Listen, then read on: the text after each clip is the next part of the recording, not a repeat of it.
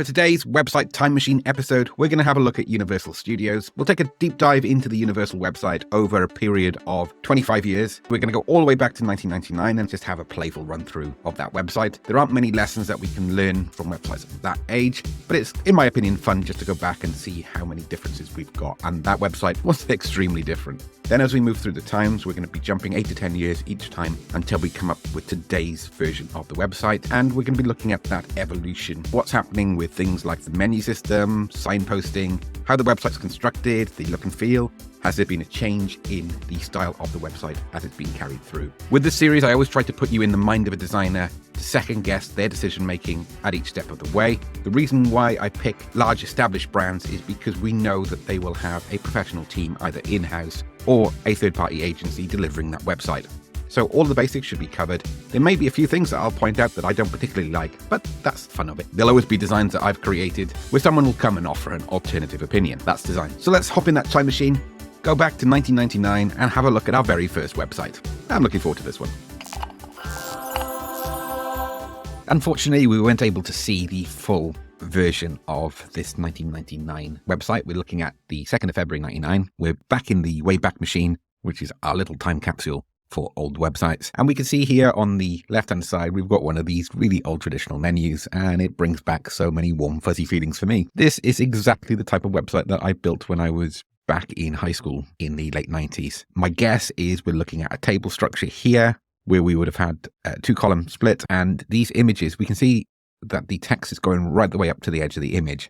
Based on that and the fact that these images don't seem to be available any longer to load, unfortunately, my guess is that we probably had a replication of this effect. So we would have had either an image or a title in here where the white space would have been in the image itself. So imagine if you slice up an image and the edge of the image itself, in terms of how we see it, would come to around here. And then this would have been a black square cut out of it. And then the same, it would have probably come in at the same spacing above and below. I cannot believe that a company the size of Universal, even at this frontier age of web design, would have had the text touching the edge of a solid image.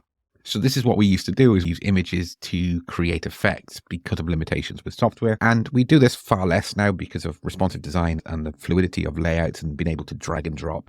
Using either the Squarespace Fluid Engine or the Hosting a Website Builder, we can build this layout with the spacing, everything we need, without having to resort to some workarounds that we had to do in the 90s. Nice to bring back some memories every now and again of how we used to build websites. If you're in that bracket of you've been building them for a long time, I'd love to hear from you. Leave a comment with some of the examples and maybe some of the things that you did. Ones that I would look back on is my very first website. I found JavaScript that would allow me to create a spinning cube menu system. Now, I was very proud of that, but the problem is with a spinning cube menu system is it's not very user-friendly. Those are the lessons you learn the hard way when you had a series of complaints of people just saying they couldn't find the pages that they needed to.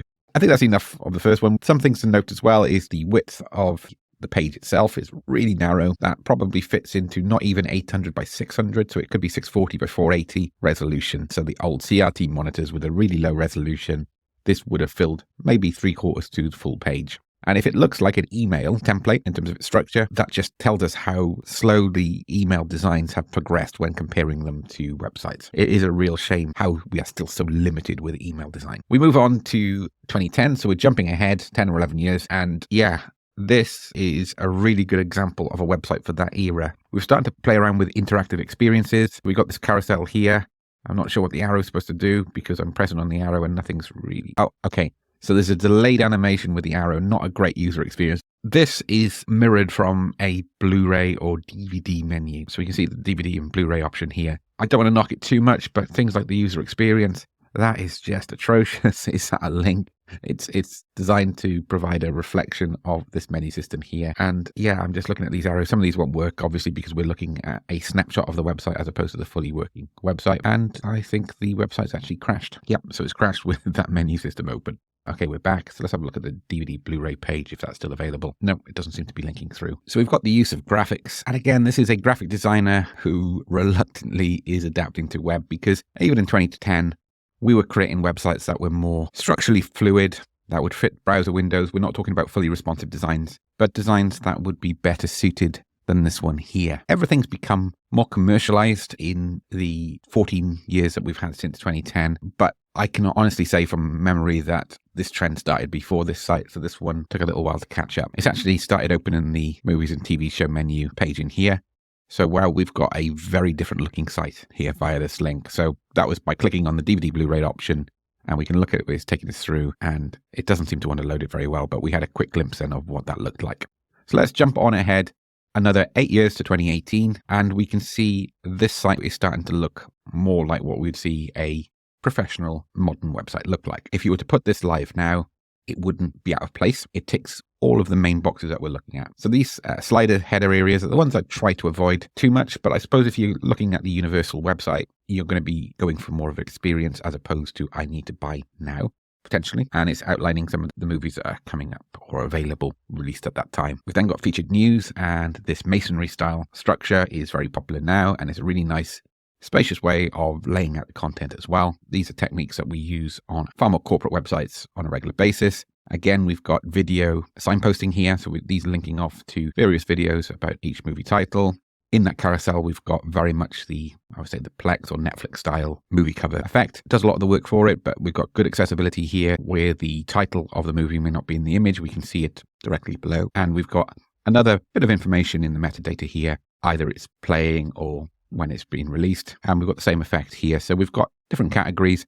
We've got this banding effect here where we've got the light grey or silver colour, then going on to white, then bringing back in the blue. These are all tried and tested techniques that if you're looking to build a website that doesn't need to jump out from the crowd, this will all work really well. There could be a criticism that for a company like Universal, it's not creative enough, but my viewpoint is with the majority of web design, it's about getting out of the way of the content. When you've got such a diverse range of creative content available on this site, then sometimes we just want to get out of the way of it and make sure that the content is presented clearly and effectively. So if we bring on to the latest version, we can see we've got a little bit of animation in the logo on the top here as well. So that'll probably be in a GIF format.